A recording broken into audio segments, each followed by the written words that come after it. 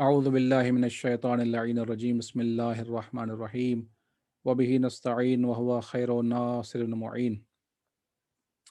दुनिया में हम देखते हैं कि मुख्तलिफ़ किस्म के लोग होते हैं। कुछ लोग मालदार होते हैं, दौलतमंद होते हैं, और कुछ लोग फ़कीर हमें नज़र आते हैं। अब ज़ाहिर है कि परवरदिगार आलम ने बाज़ को मालदार बनाया है, बाज़ को फ़कीर बनाया है।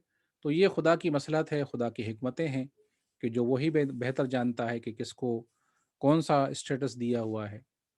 वो अपने मकाम पर यकीनन खुदा का फ़ेल हिकमत से खाली नहीं है। और बाज़ रिवायतों से पता चलता है कि अगर किसी को खुदा ने फ़कीर बनाया है तो उसी के लिए वही फ़क्र बेहतर है। अगर किसी को मालदार बनाया है तो मालदारी उसके लिए बेहतर है। तो बहरहाल ये खुदा की हिकमतें हैं और खुदा की मसलहतें हैं, उसके बारे में हम दखल अंदाज़ी नहीं कर सकते।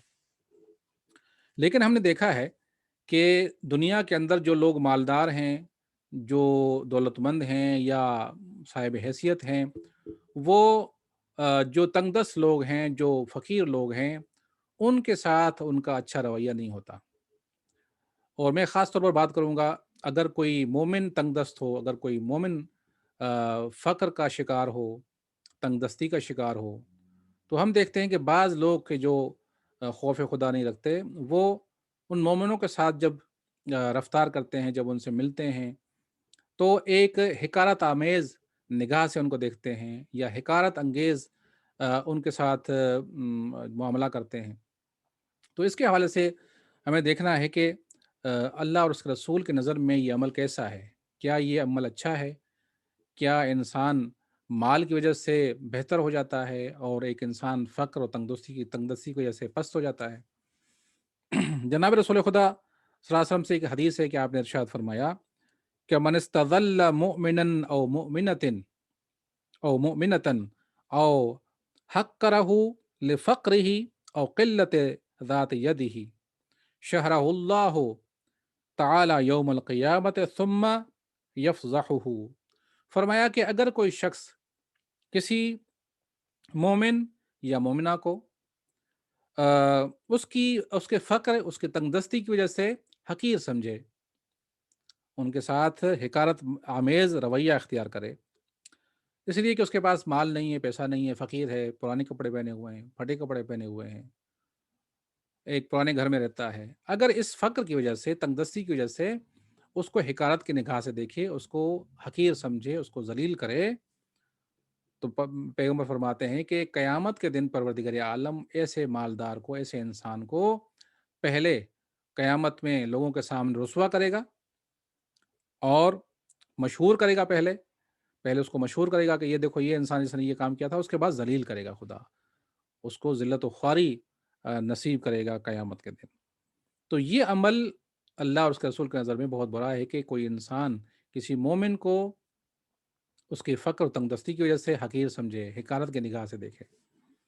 अमीरुल मोमिनीन से एक हदीस से आपने इरशाद फरमाया कि ला तुहक़्क़िरू ज़ुअफ़ा इख़वानिकुम, अपने जो तुम्हारे फ़कीर और तंगदस्त भाई हैं यानी मोमिनीन, क्योंकि मोमिनीन एक दूसरे के भाई हैं, जो तुम्हारे भाई मोमिन फ़कीर हैं, मिस्कीन हैं, उनको हिकारत की निगाह से ना देखो, उनकी तहक़ीर नहीं करो। फ़इन्नहु मन इह्तक़र मुअमिनन, अगर कोई शख्स किसी मोमिन की तहक़ीर करे, उसको हक़ीर समझे, हिकारत की निगाह से देखे, लम यजमअल्लाहु अज़्ज़ व जल्ल बैनहुमा फ़िल जन्नति इल्ला अन यतूब, क़यामत के दिन परवरदिगार आलम इन दोनों को जन्नत में जमा नहीं करेगा। यानी अगर फ़कीर जन्नत में जाएगा तो फिर वो मालदार नहीं जा सकता। लिहाजा फरमाते हैं कि अगर वो तौबा कर ले इस अमल से, अगर किसी मोमिन फ़कीर या मिस्कीन को हिकारत की निगाह से देखा, हिकारत के साथ पेश आया, तो वो अगर तौबा कर ले तो फिर तो ठीक है कि वो जन्नत में दोनों जमा हो सकते हैं, दोनों जन्नत में जा सकते हैं। और अगर नहीं, तौबा नहीं की, तो फिर जो हक़ीर समझने वाला है, वो जन्नत में जमा नहीं हो सकता उसके साथ, यानी दाखिल नहीं हो सकता। एक और हदीस में इमाम रज़ा अलैहिस्सलाम से है कि आपने फरमाया कि मन लक़िय फ़क़ीरन मुस्लिमन फ़सल्लम अलैहि खिलाफ़ सलामिही अलल गनी, फरमाया कि अगर कोई शख्स किसी मुसलमान मोमिन फ़कीर से मिले और इस तरह से सलाम न करे जिस तरह से वो किसी मालदार को सलाम करता है, यानी उसके सलाम करने का अंदाज़ जो एक बड़े आदमी, एक حیثیت والے آدمی مالدار کے ساتھ جو سلام کرنے کا انداز ہے، اگر وہ سلام کا انداز اس فقیر مومن مسکین کے ساتھ وہ انداز نہ ہو تو کیا ہوگا؟ فرمایا لقی اللہ عز وجل یوم القیامت وهو علیہ غضبان، تو جب قیامت میں خدا کی بارگاہ میں حاضر ہوگا تو اللہ اس پر غضبناک ہوگا، اس وقت خدا اس سے ناراض ہوگا۔ یعنی کیا؟ اگر ایک فقیر ہے، اگر ایک مسکین ہے تو خدا نے اس کو فقیر اور مسکین بنایا ہے، تو اگر کسی کو خدا فقیر اور مسکین بنائے تو اس کا کیا قصور ہے؟ اور تمہیں کیا حق حاصل ہے کہ تم اس کو حقارت کی نگاہ سے دیکھو؟ کیا فرق ہے؟ اس کے دل میں بھی ایمان ہے، تمہارے دل کے اندر بھی ایمان ہے، مال کی وجہ سے اپنے آپ کو بہتر سمجھتے ہو، تو خدا کی نظر میں مال کی کوئی ویلیو نہیں ہے۔ خدا نے تمہیں مال دیا ہے تو آزمانے کے لیے دیا ہے، اس کو فقر اور تنگدستی دی ہے تو اس کو آزمانے کے لیے دیا ہے۔ لہٰذا اس وجہ سے اگر کوئی انسان سلام کرنے میں بھی فرق رکھے گا فقیر اور غنی میں، تو خدا متعال اس سے غضبناک ہوگا، خدا کو یہ بات پسند نہیں ہے۔ آخر میں عرض کروں کہ اگر کوئی انسان فقیر ہے، تنگ دست ہے، تو یہ فقر اور تنگ دستی کیسے ختم ہو سکتی ہے؟ کون سے اسباب ہیں کہ جن کے ذریعے سے انسان اس فقر و تنگ دستی سے نجات پا سکتا ہے؟ جناب رسول خدا سے روایت ہے کہ آپ نے ارشاد فرمایا کہ صلۃ الرحم تزید فی العمر و تنفی الفقر، فرمایا کہ صلہ رحمی، اپنے عزیزوں قریبی رشتہ داروں کے ساتھ تعلقات برقرار رکھنا، ان کا حال احوال پوچھنا، ان کی مدد کرنا، ان سے اچھی طرح سے پیش آنا، صلہ رحمی کرنا، فرماتے ہیں کہ یہ انسان کی عمر میں بھی اضافہ کرتا ہے اور انسان کی فقر اور تنگدستی کو بھی دور کرتا ہے۔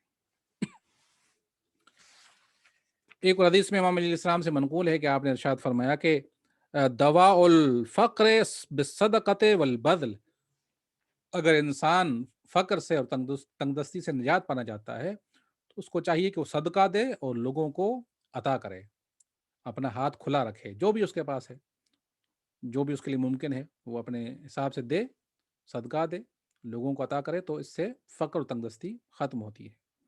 امام علیہ السلام سے ایک حدیث ہے، آپ نے ارشاد فرمایا کہ البر و صدقۃ السر ینفیان الفقر، فرمایا کہ نیکی اور پنہانی میں صدقہ دینا، یعنی چھپا کے صدقہ دینا، ایک تو صدقہ چھپا کے دے اور نیکی کرے لوگوں کے ساتھ، تو اس کے نتیجے میں انسان کا فقر اور تنگدستی ختم ہوتی ہے۔ آخری حدیث عرض کروں کہ امام صادق علیہ السلام سے منقول ہے کہ آپ نے ارشاد فرمایا کہ ضمنت لمن اقتصد ان لا یفتقر، ایک اور طریقہ بتایا فقر اور تنگدستی کو ختم ہونے کا، کہ اگر کوئی انسان اپنی زندگی میں میانہ روی اختیار کرتا ہے تو وہ بھی فقر اور تنگدستی سے نجات پائے گا۔ فرماتے ہیں کہ میں ضمانت دیتا ہوں اس انسان کے لیے کہ جو میانہ روی اختیار کرتا ہے اپنی زندگی میں تو وہ کبھی تنگ دست اور فقیر نہیں ہوگا۔ دعا کرتے ہیں کہ پروردگار عالم ہم سب کو فقر اور تنگدستی کے امتحان سے نجات دے، اور اگر فقر و تنگدستی دی ہے تو اس میں کامیاب فرمائے، اور ہمارا رویہ ان مومنین کے ساتھ کہ جو فقیر و تنگ دست ہیں ان سے ایک اور بندانہ رویہ ہونا چاہیے۔ السلام علیکم ورحمۃ اللہ وبرکاتہ۔